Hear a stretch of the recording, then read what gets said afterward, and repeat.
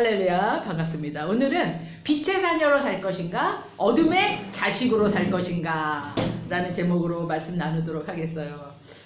제가 청년 때 젊었을 때 그 동네 영화관에 어둠의 자식들 그런 영화 제목이 있었어요. 그러니까 그 어둠의 자식들이 하는 일들이 있다라는 거죠. 그래서 빛의 자녀와 제가 어둠은 자식들이라고 했어요. 왜 자녀는 좀 자식의 좀 높임말 같잖아요. 그래가지고 빛의 자녀로 살 것인가 아니면 어둠의 자식으로 살 것인가 이런 제목으로 오늘 말씀을 나눠보겠습니다. 우리가 보이는 세상을 살고 있어요. 그런데 보이지 않는 세상이 있다라는 것을 어쩔 때는 알아요. 근데 대부분 잊어버리고 살아요. 왜 그럴까요? 우리 익숙하지가 않은 거예요. 익숙하지가 않아요. 유대인들은 어려서부터 성경을 읽고 하나님이 옆에 있는 것처럼 늘 교육을 받으면서 살아요. 그 유대인들은 늘 막 말씀도 외우고 송곡의 벽에 가서 기도하고 하루에 몇 번씩 기도하고 이런 게 습관이 돼 있고 율법화되어 있기 때문에 그 사람들은 그게 몸에 밴 거예요. 우리가 신호등을 건널 때 빨간불이 멈추고 파란불이 가는 것처럼 이 사람들은 그게 배어 있어요. 하루의 생활이 기도 습관으로 되어 있어요. 그리고 뭐 헌금 생활, 봉사 생활, 구제 생활 이런 것들이 아주 정해져 있어요. 몇 월 며칠은 뭐 하는 날, 몇 월 며칠은 뭐 하는 날. 그러니까 정해져 있는데 우리는 복음을 신학 시대에 우리는 유대인이 아닌 우리 그리스도를 믿는 우리들은 이게 익숙치가 않은 거예요. 보이지 않는 세상에 대한 이 개념이 좀 없어요. 그렇지만 이게 무의식을 잘 살펴보면 우리 한국 사람도 신이 있다라는 것을 신을 섬기고 있는 것을 확인할 수 있습니다. 제가 지난번에 미용실에 가고 머리 커트를 하러 갔는데 그 청년하고 이제 젊은 남자 청년이었는데 제 교회를 운영하시나요? 이런 얘기를 해요. 제가 무슨 얘기를 하다가 보니까 그래갖고 어떻게 알았냐 여기서 교회를 운영한다라는 말이 너무 재밌는 거예요. 근데 이 청년이 미용실을 새로 개업을 했어요. 그래서 뭔가 막 열심히 하려고 노력을 하고 있어요. 밥도 잘 못 먹고 거기에 막 돈을 많이 투자했기 때문에 정신이 하나도 없는 거예요. 근데 이 청년이 제가 그랬거든요. 나는 사실은 교회를 운영하고 싶지 않아서 정말 기도원에 가서 막 3일을 제가 발버둥을 치고 울고 기도하고 그랬었거든요. 근데 하나님께 제가 이제 딜을 했죠. 하나님께서 자꾸 원하시기 때문에 하나님 그러면 제가 하나님께서 원하시는 그 한 영혼 5사람이 됐든 10사람이 됐든 뭐 몇 명이 됐든 그 사람한테 제가 말하겠습니다. 하나님이 살아계시고 하나님이 당신을 사랑하고 계십니다 라는 것을 말하는 역할을 제가 하겠습니다. 이렇게 이제 시작을 했거든요.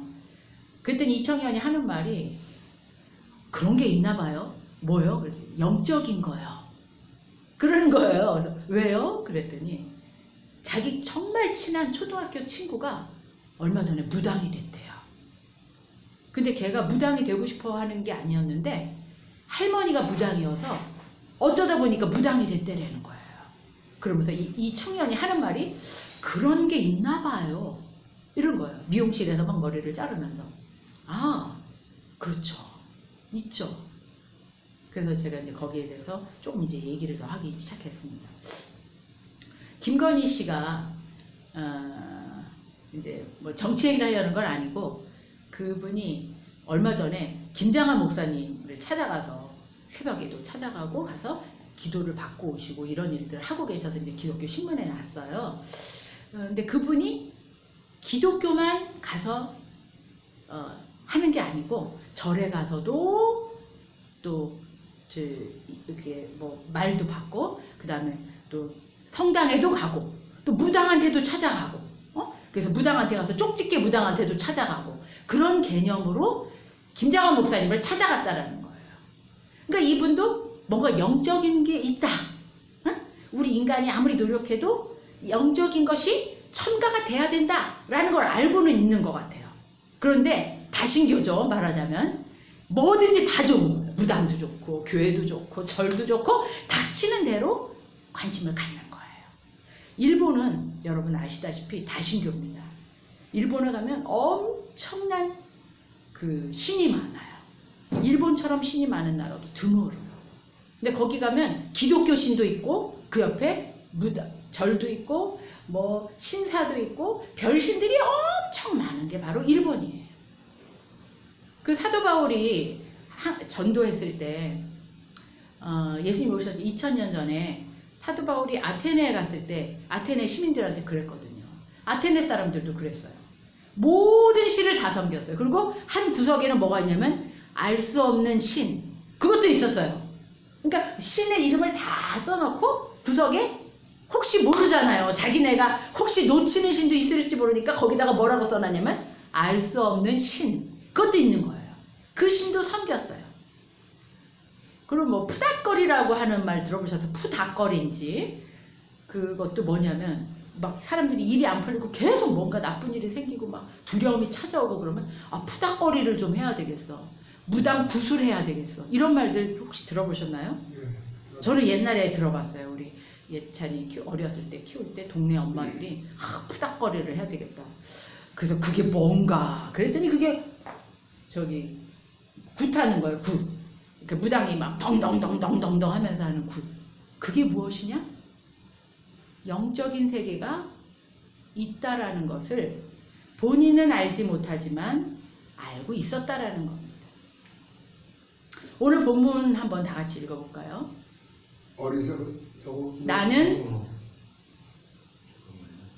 나는 세상의 빛이다. 나를 따르는 사람은 어둠 속에 다니지 않고 생명의 빛을 얻을 것이다. 네. 오늘 본문에 예수님께서 말씀하셨어요. 나는 빛이다. 나를 따르는 사람은 어둠 속에 다니지 않고 생명의 빛을 얻을 것이다. 예수님이 뭐라고 그러셨냐면 빛이 있고 또 뭐가 있다고요? 어둠이 있다라고 얘기하시는 거예요. 두 세계가 존재한다라는 거예요. 빛과 있고 빛이 있고 어둠의 세계가 있다. 나는 빛이다. 나를 따르는 사람은 어둠 속에 다니지 않게 된다라고 말씀하고 계세요. 우리가 분명히 알아야 될 거는 두 존재가 있다라는 거. 우리가 원하든 원하지 않든 이 세상은 보이는 세상이 아니고 보이지 않는 세상도 존재한다. 두 세계가 존재한다라는 겁니다. 그런데 신기한 것은 어둠 속에 살았던 사람들은, 어둠 속에 사는 사람들은 빛의 세계를 몰라요. 그런데 빛을 경험한 사람은, 빛을 한 번이라도 맛본 사람은 빛이 있다라는 걸 알아요. 우물한 개구리가 그렇잖아요. 그쵸? 시편 53편 1절에 보면은 다 같이 읽어볼까요? 어리석은 사람은 그 마음속에 하나님이 없다라고 합니다. 그들은 썩어 빠졌고 가증스러운 죄악을 저지른 사람들이며 선을 행하는 사람이라고는 하나도 없습니다. 아멘. 두 세계가 존재하는데 어둠 속에 있는 사람들은 맨날 어둠 속에서 살고 있는 거예요.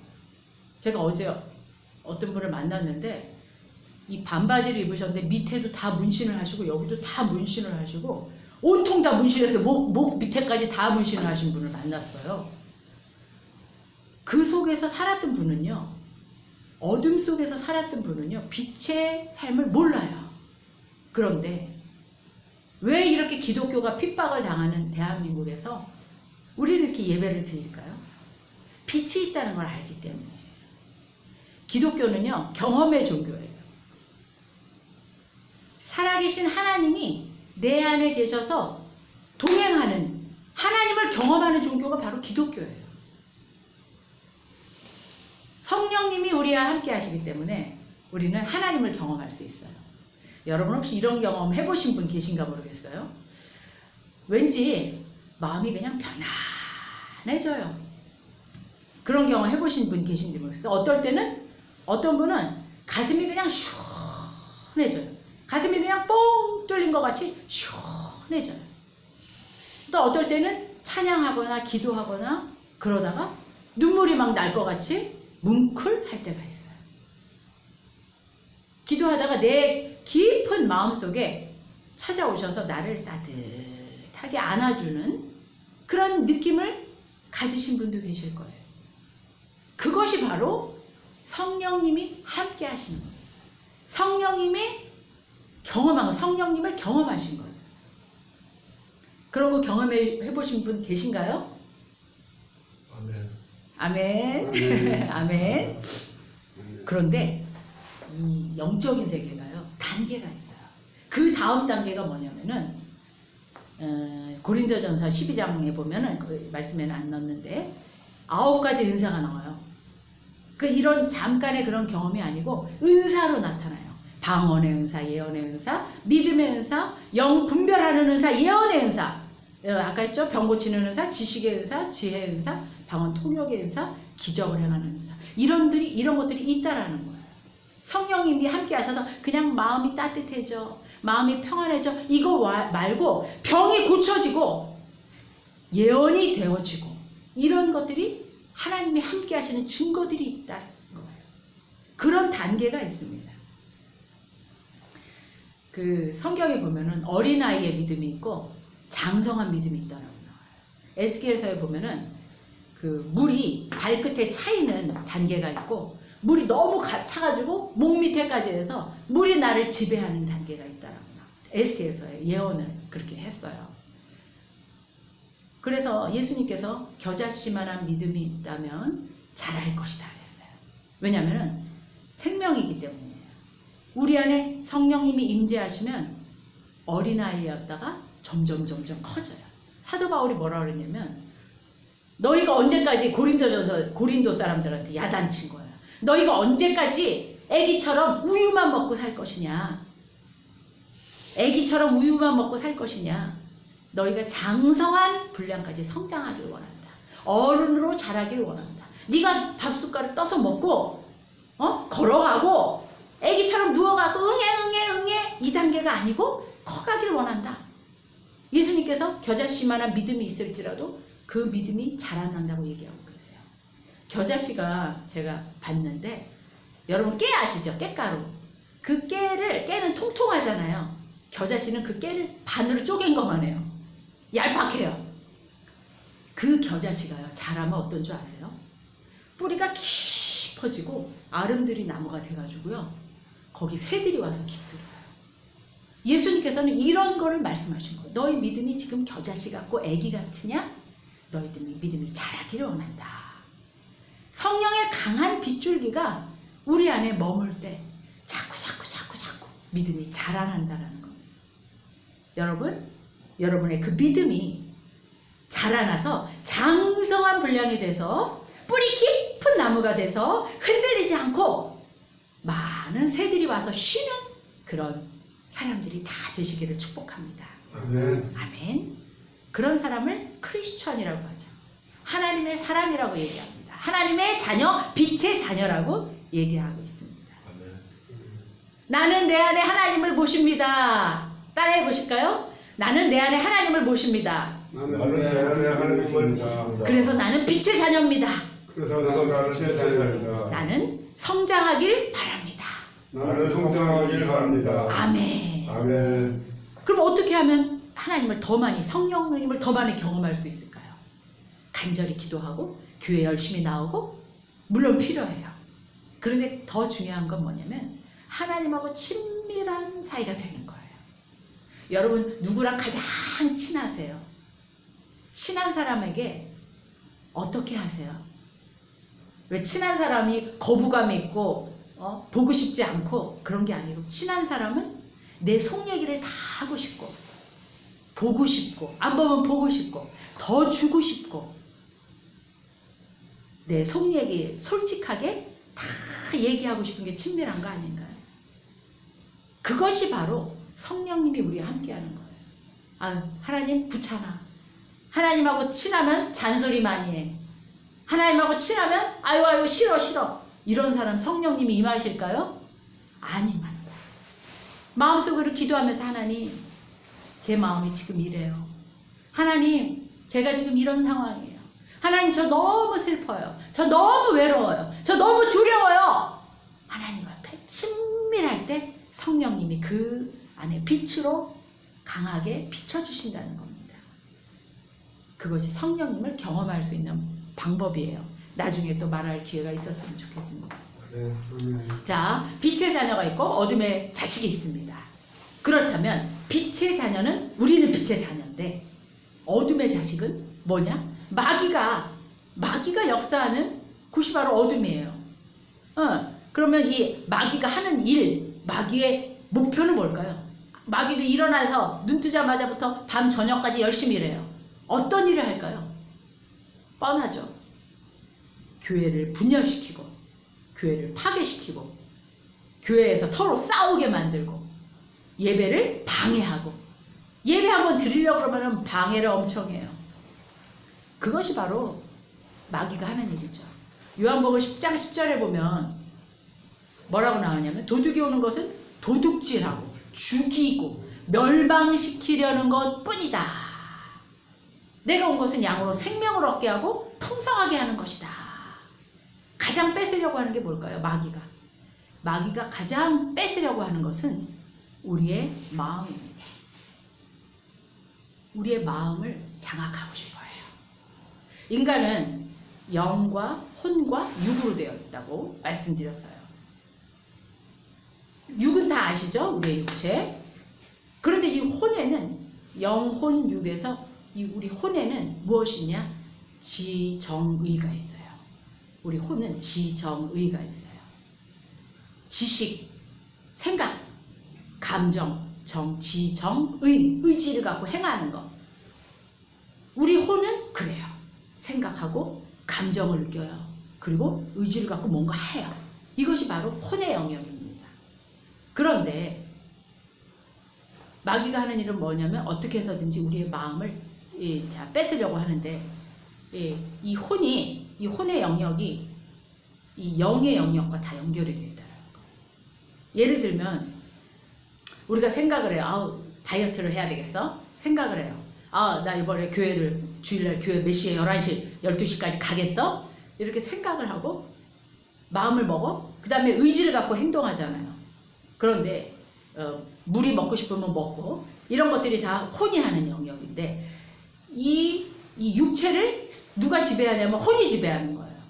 나 교회 갈 거야 그러면 우리가 가잖아요. 일어나서 화장도 하고 세수도 하고 눈곱도 띄고 가잖아요. 이게 바로 뭐예요? 혼이 우리 육체를 지배하는 거예요. 혼이 시키는 대로 하는 거예요. 몸은. 그쵸? 앉아, 밥 먹어, 세수해. 혼이 시키는 대로 해요. 그런데 이 지정의, 우리의 생각과 마음과 감정과 이 의지를 지배하는 건 무엇이냐? 영이라는 거예요. 이 영이 지배해요. 그런데 이 영에는 두 종류가 있어요. 어둠이 장악하면 사탄이가 시키는 대로 하고 하나님이 빛으로 장악하면 빛의 영역으로 가는 거예요. 우리의 이 영이 혼을 지배하고 이 혼이 육을 지배하는 거예요. 결국 그래서 우리 영이 우리를 지배한다고 보시면 됩니다. 그래서 성경은 뭐라고 하냐면 가장 중요한 게 무엇이냐? 사탄이로부터 너희를 보호하기 위해서 가장 중요한 것이 무엇이냐? 잠언 4장 23절 다 같이 읽어볼까요? 시작. 모든 지킬 만한 것 중에 더욱 내 마음을 지키라. 생명의 근원이 이에서 남이니라. 생명의 근원이 어디서 난다고요? 이가 어디예요? 내 마음. 그쵸. 생명의 근원이 너의 마음에 있다라는 거예요. 생명의 근원이 어디에 있다고요? 마음에 있다라고 얘기하고 있어요. 마음이 뭐예요? 우리 혼, 지, 정, 의. 이것이 바로 혼이에요. 그것이 마음이라고 표현하고 있습니다. 누가 우리의 영을 장악하느냐? 영의 쟁탈전이 벌어져요. 사탄이는 끊임없이 우리의 영의 침투에 있어서 영을 지배하고 싶어요. 왜냐? 사탄이가 어둠으로 지배하면 어둠의 영역으로 가거든요. 우리 생각이 어둠으로 가요. 우리 감정이 어둠으로 가요. 마귀가 제일 많이 건드리는 게 어디냐면 감정이에요. 우리 인간의 감정이 취약합니다. 우리는 상한 감정들이 있어요. 오늘 이 설교를 듣기 원하는 분들이 참 많은데 안타깝네요. 우리는 상처가 있습니다. 상처가 있어요. 그 감정에 분노, 두려움, 걱정, 근심걱정, 거짓, 질투, 미움, 죄책감 이런 감정을 마귀가 살살 건드려요. 마귀가 침투하면 살살 건드려요. 거기 틈만 나면 건드려요. 김윤상 선교사님이라는 분이 24일 동안 죽음 직전에 가 있다가 정말 죽음과 사투를 벌이는 상황에서 마귀와 예수님이 대화하고 서로 예수님께서 보호해 주시고 자기가 그 영적인 그 전쟁에서 예수 보혈, 예수 부를 때 이겼던 그런 경험을 하고 있는 것을 간증을 들었습니다. 지난번 다니엘 기도회 때. 근데 이 영적으로 마귀에게 눌려 있을 때 어떻게 했냐면 마귀들이 돈을 더 벌어라고 자꾸 그랬대요. 창고 같은 곳에서 살면서 가둬놓고 일을 시키고 계속 돈 더 벌어. 뭐가 부족하다고 계속 윽박 지르고 그랬다는 합니다. 마음이 불편하고 왠지 걱정이 많고 마음이 항상 이렇게 쉬지 못하는 그런 느낌을 가졌대요. 그게 바로 마귀가 하는 일들이에요. 마귀가 지배하는 영역이에요. 특히 자책하고 남 탓하는 그게 세트거든요. 자기 자신을 책망하는 사람은요, 남도 책망해요. 이 세상에 대해서 원망하고 이 세상의 모든 것이 불평, 불만이고 원망이고 적대감을 갖고 이런 사람들을 사실은 자기 자신을 적대감을 갖고 대하고 있는 건지 모릅니다. 자책과 남 탓은 세트로 움직여요. 자신을 존중하고 사랑하는 단계가 되면 마음이 넓어져요. 다른 사람도 사랑하고 돌보게 됩니다. 금쪽 같은 그 새끼라고 금쪽 같은 내 새끼라는 프로그램이 있는데 어떤 분이 금쪽 같은 그 새끼라고 얘기를 하시더라고요. 금쪽 같은 내 새끼라는 프로그램이 있는데 이번에 제가 너무 깜짝 놀랐어요. 어떤 이제 우연히 보게 됐는데 어떤 엄마가 아이들한테 하루 종일 지시하고 명령하고 원망하고 싸워요. 애들하고 싸워요. 적대감을 갖고 막 그래요. 알고 봤더니 그 엄마가 원인이 뭐냐면 자랄 때 한 번도 부모한테 존중을 못 받았어요. 새엄마가 들어갔고 그냥 밥하고 설거지하고 파출부같이 그런 인생을 살았고 자기는 아버지가 한 번도 장난감을 사준다거나 아버지한테 어리광을 부린다거나 그런 적이 없었대요. 그냥 시키는 대로만 하고 살았던 거예요. 그런데 커서 결혼을 했는데 자식들은 똑같이 해요. 그랬더니 그 자식이 6학년 아들인데 집 나가고 가출하고 도박하고 막 엄마를 싸우고 욕을 하고 물건을 때려부시고 이런 아들이 된 거예요. 원인이 어디 있었냐? 그 엄마의 상처에 있었던 거예요.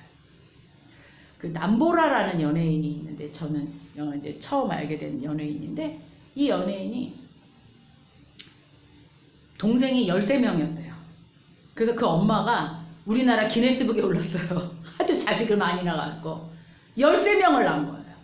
그 13남매의 장녀로 최고 딸 중에 제일 높은 딸이어갖고 7살 때부터 기저귀 갈고 엄마가 그냥 해마다 동생을 낳으니까 애기 먹이고 이 애 먹이고 이웃생 먹이고 기저귀 갈고 빨래하고 이렇게 살았던 거예요.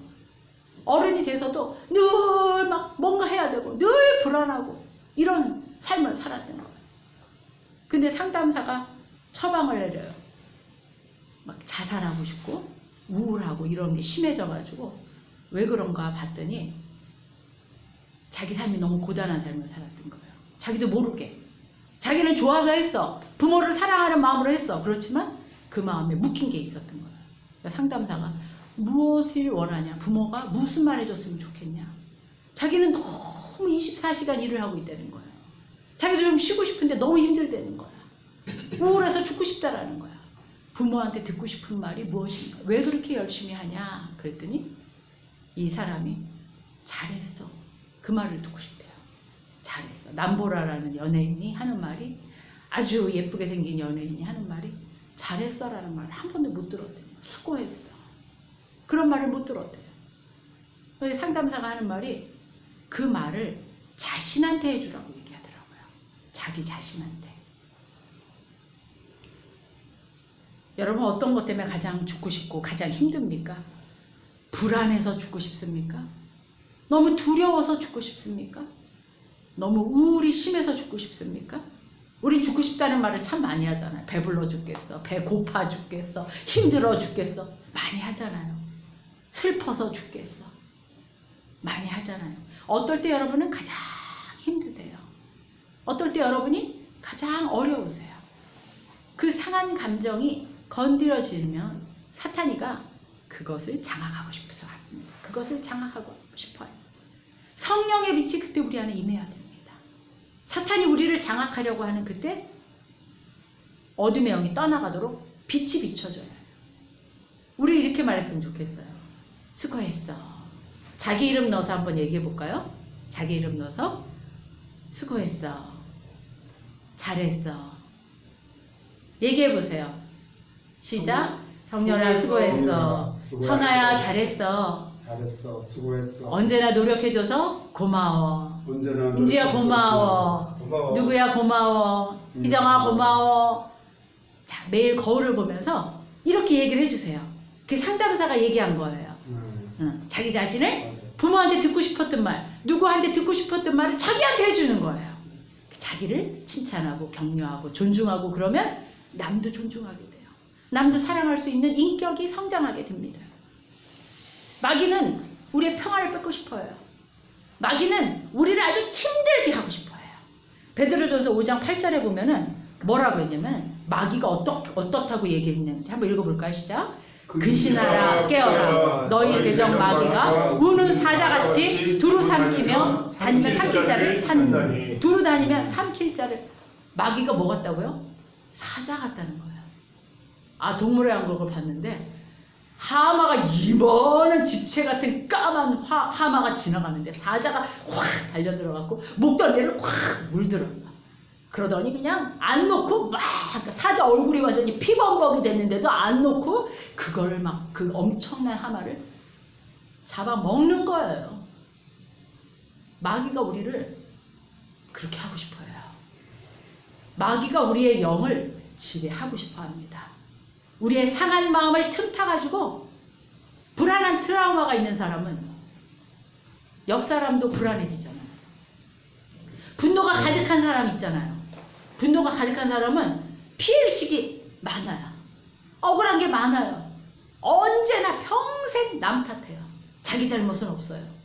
끊임없이 사과하라고 요구해요. 자기는 잘못한 게 없어요. 분노가 너무 많고 자기는 피해자예요. 항상 상대방이 가해자예요. 그 사람 특징은 요만한 거 갖고도 사과하라고 해요. 찾아다니면서 사과하라고. 그 상처에 마귀가 영으로 지배하고 있다는 걸 우리 알아야 합니다. 그걸 끊어야 돼요. 정신을 차리고 선택해야 합니다. 나의 영혼을 빛으로 채울 건지 어둠으로 채울 건지 성령님 임재하여 주시옵소서. 성령님 임재하여 주시옵소서. 우리는 감옥에 살면 안 돼요. 거긴 감옥이에요. 마귀가 내 마음을 헤집고 쑤시고 들쑤시고 그럴 때 그때 정신을 차려야 돼요. 이게 지금 누가 하고 있는 거야? 마귀가 하고 있는 거예요. 마귀가 내 영을 지배하고 내 혼을 지배하고 내 육을 지배해요. 그래서 나중에 어디까지 가요? 자살까지 가게 하는 거예요. 하나님의 밝은 빛이 비춰지길 원합니다. 복음의 빛이 강력하게 우리 안에 비춰지길 소망합니다. 아멘. 지정의 중에 감정을 마귀가 좌우한다고 지금 말씀드렸어요. 두 번째는 뭐냐면 우리의 이 생각과 판단을 지배해요. 아, 기다렸습니다. 어서 오세요. 기다려서? 네. 두 번째, 오늘 중요한 설교 많이 했는데 참 안타깝네요. 영이 생각과 판단을 지배해요. 우리는 우리 감정을 마귀가 가장 건드리기 쉽다고 말씀드렸어요. 우리 안에 분노, 우리 안에 두려움, 우리 안에 절망감. 그때 어떻게 해야 되냐면 빛으로 임재해 주시옵소서 기도해야 되는 거예요. 아시겠죠? 네. 자, 우리의 생각에 많은 정보로 많아 있어요.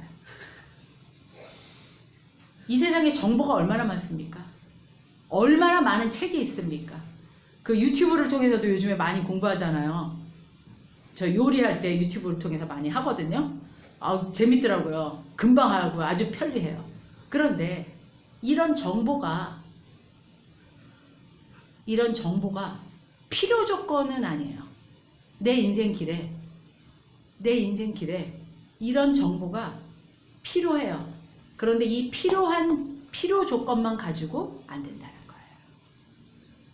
왜냐하면은 성령의 빛으로 비춰져야지 됩니다. 그래야지 충분해요. 아니 뭐 내 맘대로 내가 많은 정보를 가지고 내가 판단해서 뭐 다 부자 되고 다 성공하고 안 그렇겠습니까? 내가 공부하고 계획한 대로 다 하면 다 된다면 뭐든지 다 될 거 아니에요. 아 실패가 없게요? 실패가 없게요? 안 되는 일이 없게요? 이 세상의 모든 것이 자기 뜻대로 다 되게요? 그렇지만 분명한 것은 하나님이 함께 하셔야 된다는 거예요. 우리의 이성을 누가 좌우하냐? 악한 영도 좌우하고 마귀도 좌우해요. 하나님의 영으로 우리가 채워져야지 우리의 판단이 올바로 갈 수 있다는 거예요. 제가 또 부동산을 또 오죽 좋아했습니까? 예전에 수첩에 적으면서 다녔어요. 재개발하는 지역을. 그래서 아마 하나님께서 광야로 인도하시지 않으셨으면 저는 제가 말하잖아요. 투자자가 됐을 거라고. 그런데 하나님께서 많이 막아주셨어요. 그래서 우리의 생각을 지배하는 것, 그것이 우리의 감정을 지배하고 우리의 혼을 지배하는 것이 영인데 그 영이 마귀의 영의 지배를 당하느냐 하나님의 영의 지배를 받으냐가 하나님께서 뭐라 그러시냐면 길이요 진리요 생명이라고 말씀하셨거든요. 기다릴 때도 있거든요. 내 때가 아니고 하나님 때가 있다는 거거든요. 내 생각이 틀릴 때도 있거든요. 여러분 인정하시나요? 아멘. 네. 내 생각이 틀릴 때도 있다는 거 인정하시나요? 네. 내 때가 지금이라고 생각하지만 그게 아닐 수도 있다는 거 인정하시나요? 네. 그때 필요한 것이 복음의 빛입니다. 내 생각을 조명해 주시는 성령의 빛이 필요합니다. 나의 인생길에 어두운 인생길에 빛이 필요합니다. 우리의 영이 우리의 혼을 지배합니다. 우리의 생각을 지배하고 우리의 마음을 지배합니다. 영적인 세계를 우리는 항상 봐야 돼요. 다윗이 승승장구할 때 그때는 언제인 줄 아세요? 하나님께 물어볼 때예요. 하나님의 인도를 받았을 때예요. 그런데 그의 인생이 꼬이고 살인을 하게 되고 불륜을 저지르고 그럴 때는 언제인 줄 아세요? 하나님한테 묻지 않았어요. 하나님의 영혼이 빛으로 임재하지 않았어요. 우리의 영이 우리 혼을 지배합니다. 마귀에게 끌려다닐 수 있어요. 인간이 음욕이 얼마나 많은데요. 밧세바를 범하고 그 불륜을 합리하기 위해서 또 그 남편까지 죽였거든요. 다윗이. 나쁜 놈이에요. 저희는 그런 짓은 안 하잖아요. 여러분 중에 살인한 사람 있으세요? 없으시잖아요. 그 위대한 다윗, 유대인들이 가장 칭송하는 다윗이 두 가지 얼굴을 갖고 있었어요. 빛으로 임했을 때와 어둠이 임했을 때 그의 생각과 그의 몸을 지배하는 그것이 그 결정이 났다는 거. 무엇이 지배하냐? 우리의 영을 지배하는 거, 쟁탈전이 벌어지는 거예요. 마귀와 빛 대신 하나님의 영이, 성령이 쟁탈전이 벌어지는 거예요. 우는 사자처럼 악착같이 가서 찾고 싶은 게 마귀의 일입니다. 엘리야가 아하방을 피해갖고 3년간 숨어 있었어요. 아하방이 유대 북이스라엘의 가장 사악한 왕인데 하나님께서 3년 동안 기근을 내리셨어요. 그래서 엘리야한테 얘기했거든요. 기근이 있다라고 얘기해라. 그리고 엘리야는 숨었어요. 아하방이 그 하나님을 믿는 사람들 다 죽였거든요. 그래서 얘기했어요. 하나님 시키는 대로 기근이 있을 것이요. 앞으로 비가 안 올 것이요. 얘기하고선 도망갔어요. 숨어 있었어요. 엄청 기도했죠. 엘리야가 기도 안 했겠습니까? 그렇지만 3년이라는 시간이 지나고 나자 하나님의 때가 되자 하나님께서 아합을 만나게 하시고 850대 1로 갈멜산에서 대전쟁, 대전투에서 850명 대 한 사람, 850대 1의 전투에서 이기고 비가 내리는 날이 되었습니다. 역전시킬 수 있었습니다. 모든 것이 때가 있습니다. 인간이 걸음을 계획할지라도 그 걸음을 인도하시는 분 누구실까요? 여호와 하나님이십니다. 시편 37편 5절부터 9절까지 한번 큰 소리로 읽어보시겠습니다. 시작. 내 길을 여호와께 맡기라. 그를 의지하면 그가 이루시고 내 의를 빛같이 나타내시며 내 공의를 정오의 빛같이 하시리로다. 내 길을 누구한테 맡기라고요? 내 길을 너의 길을, 나의 길을 여호와께 맡깁니다. 고백하시기 바랍니다. 나의 길을 여호와께 맡깁니다.